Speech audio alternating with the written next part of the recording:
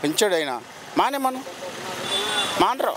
ఎంత పెట్టినా ఎంత 200 పెట్టినా 300 పెట్టి తాగుతూ ఉంటారు. తాగినోడు మానరు, తాగినోడు తాగుతూనే ఉంటాడు, మానేస్తాడు. అది తప్ప మనం గవర్నమెంట్ అంటే ప్రతిపక్షం అనాలకుండా అంటారు వాళ్ళు. ప్రతిపక్షం ఏముందంటే గవర్నమెంట్ చేసే పని ఏది పని ముట్టుకోరు, ప్రతిదానికి కోట్లు వేస్తారు వాళ్ళు. ప్రజలు చూస్తున్నారు, రాబోయే ప్రజలు నిర్ణయిస్తారు. మరి ప్రతి ఒక్క వస్తువు పైన ధర పెరిగిపోయింది, సామాన్యుడు ఎలా బతుకుతాడని అంటున్నారు కదా. సామాన్యుడు ప్రతి ఏది పెరగలేదండి. సామాన్యుడు ట్యాక్స్ కడతాడు, పెద్దవాడు వాడు డైరెక్ట్ ఫ్యాక్టరీని వచ్చేస్తాడు. కట్టుబడేవాడో ప్రతి పన్ను సబ్బు మీద కట్టుబడేవాడో సామాన్యుడే, వాడు పేక్స్ మీద కట్టుబడేవాడో ట్యాక్సీ సామాన్యుడు. వాళ్ళు డైరెక్ట్ కంపెనీ వచ్చేస్తారు, వాళ్ళు కట్టట్లేదు వాళ్ళు. ఇప్పుడు చంద్రబాబు గారికి అనుకోండి, పెద్దవాళ్ళు అనుకోండి, వాళ్ళకి డైరెక్ట్ కంపెనీ వచ్చేస్తారు, వాళ్ళకి ట్యాక్సీలు ఏం కట్టవు. కట్టుబడేవాడో ఒక సామాన్యుడు కడతాడు, వాడికి కడతాడు తప్ప దీనికి ఏం లేదు. ఒక చేతితో ఇచ్చి ఇంకో చేతితో లాక్కుంటున్నారు జగన్ గారు అని అంటున్నారు, నిజమేనంటారా? అది ఎలా ఉంటుందండి, లాక్కోకుండా ఎలా ఉంటుందండి. ఇప్పుడు ఆటో డబ్బులు వేస్తాడు, వాడు ట్యాక్స్ కట్టాలి కదా, ఆ డబ్బులు కడుతున్నాడు. పోయి ఇచ్చినోడు కావాలి కదా, మళ్ళీ గవర్నమెంట్కి వెళ్తుంది కదా, ఇచ్చినోడు కావాలి కదా. ఇప్పుడు నాకు మీరు టీ తాగుతారు, ఓ టీ తాగమని డబ్బులు ఇస్తావు, తాగుతాను బాబు ఏం చేయమంటావు చెప్తావు. చేసి పని చేయనివాడు తిన్నవాడు పని చేయకుండా మాట కదా. ఇదేంటి సార్, ఇంత తగ్గ ఏం కాదు. ఇప్పుడు చంద్రబాబు గారు పవన్ కళ్యాణ్ గారు కలిసి పోటీ చేస్తున్నారు కదండి, జగన్ గారు ఏమన్నా భయపడతారు? ఏం భయపడవు. అక్కడ ఆయనకి తెలంగాణలో ఇచ్చారు, ఏం నగ్గలేదు కదా ఆయనకి పవన్ కళ్యాణ్ గారు.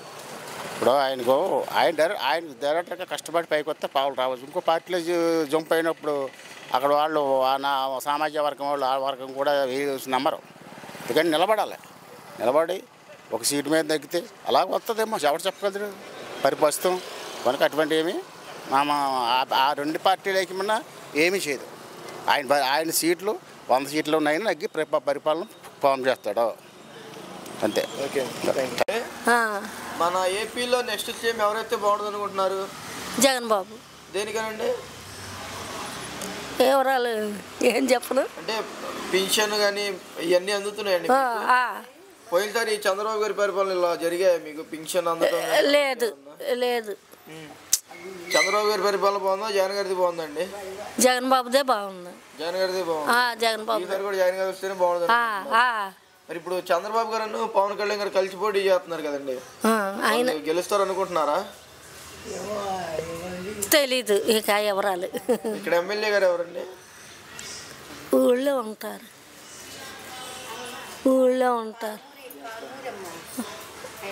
అమ్మాయిని అడుగు బాగా పెద్దగా. అయితే ఈసారి చంద్రబాబు గారిని నమ్మొచ్చు అంటారా? మరి వద్దు ఈసారి అయితే జగన్ గారిని గెలిపించుకుంటారు.